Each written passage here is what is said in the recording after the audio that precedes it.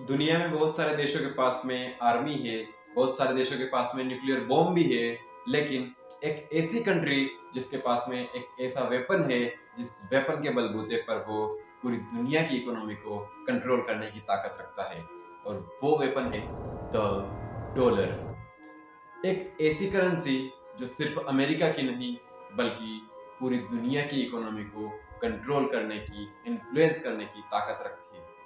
लेकिन सवाल ये है कि डॉलर एक ऐसी इकोनॉमी को कंट्रोल कैसे कर पाता है, और डॉलर पूरी दुनिया पर राज किस तरीके से करता है।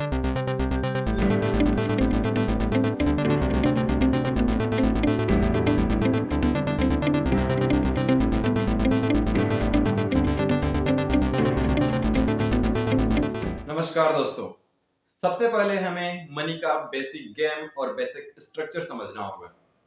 पहले के जमाने में सभी को पता ही है कि जो ट्रेड है और जो बिजनेसेस है वो सोने और चांदी में हुआ करते थे। फिर धीरे धीरे हर कंट्री ने अपनी अपनी करेंसी प्रिंट करना शुरू किया, और उसके बाद में हर देश के पास अपनी एक करेंसी हुआ करती थी।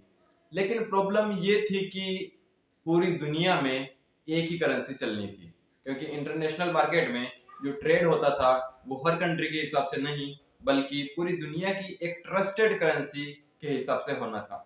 और यहीं से डॉलर का राइजिंग पॉइंट शुरू हुआ, क्योंकि उस टाइम पे अमेरिका की इकोनॉमी थोड़ी ठीक ठाक थी, और उसी के कारण डॉलर पर लोगों ने ट्रस्ट किया, इन्वेस्ट किया, और उसी के कारण डॉलर यहां से यहां पहुंचा और डॉलर का राइजिंग पॉइंट शुरू हुआ। वर्ल्ड वॉर टू ने सारा गेम ही बदल दिया।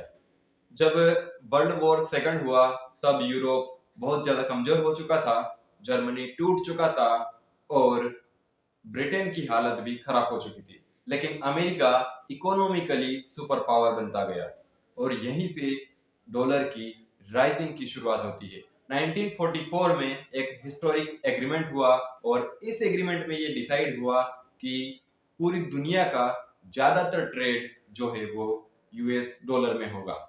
इसके बाद डॉलर को गोल्ड से लिंक कर दिया गया, और अमेरिका के पास में सुपर पावर आ गया, और गोल्ड और भी ज्यादा मजबूत बनता गया। लेकिन असली गेम अभी तक स्टार्ट भी नहीं हुआ था। 1971 में अमेरिका ने एक शॉकिंग डिसीजन लिया, और अमेरिका ने कहा अब डॉलर को गोल्ड से एक्सचेंज नहीं किया जाएगा।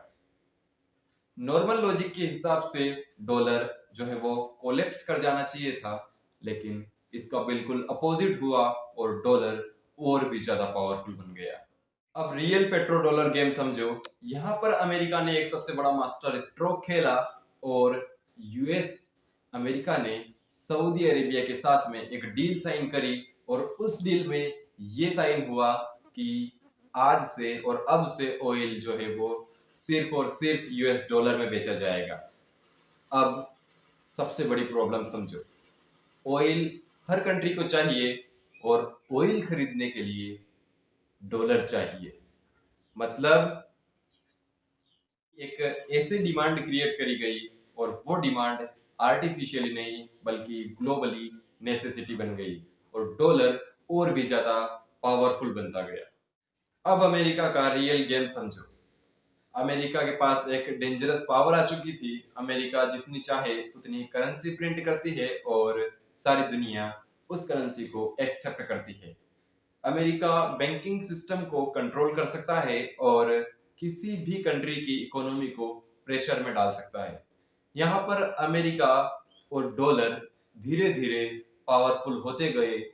एक चीज हमेशा याद रखना कि हर वॉर जो है वो गन से नहीं होती, बल्कि कुछ वॉर इकोनॉमी से भी होती है, और आज के जमाने में जो वॉर हो रही है वो इकोनॉमी की ही वॉर चल रही है।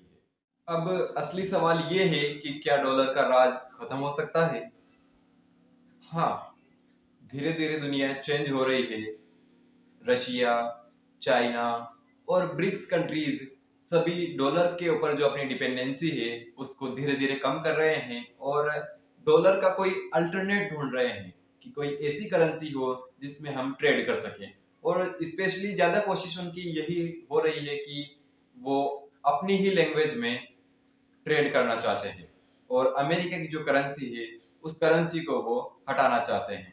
लेकिन सच ये है कि डॉलर का एम्पायर इतना बड़ा हो चुका है कि उसे कोलैप्स करना और उसको रिप्लेस करके उसके स्थान पर दूसरी करेंसी लाना बहुत ज्यादा डिफिकल्ट है। और सिर्फ एक करेंसी ही नहीं बल्कि अमेरिका का सुपर पावर सिस्टम बन चुका है, और जिस कंट्री के पास में पूरी दुनिया को इन्फ्लुएंस करने की करेंसी होती है, उसी दुनिया के इन्फ्लुएंसर सबसे ज्यादा देखे जाते हैं।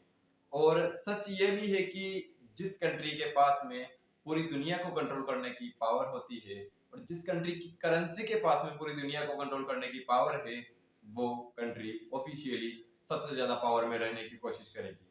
लेकिन आने वाले समय में जो देखा जा सकता है कि डॉलर जो है वो धीरे धीरे अपनी वैल्यू को खो रहा है, और आने वाले टाइम में हर एक कंट्री को उसका अल्टरनेटिव ढूंढना ही पड़ेगा। डॉलर की डिपेंडेंसी को कम करना पड़ेगा और किसी एक अल्टरनेट पर रुकना पड़ेगा। अब वो अल्टरनेट क्या हो सकता है, वो सभी को सोचना पड़ेगा। अगर आप भी ऐसे ही इंटरेस्टिंग वीडियो देखना चाहते हैं तो चैनल को सब्सक्राइब कीजिए और वीडियो को लाइक कीजिए और अपने साथियों के साथ में ऐसे ही वीडियो को शेयर करते रहिए। मिलेंगे ऐसे इंटरेस्टिंग नेक्स्ट वीडियो में, तब तक के लिए जय हिंद।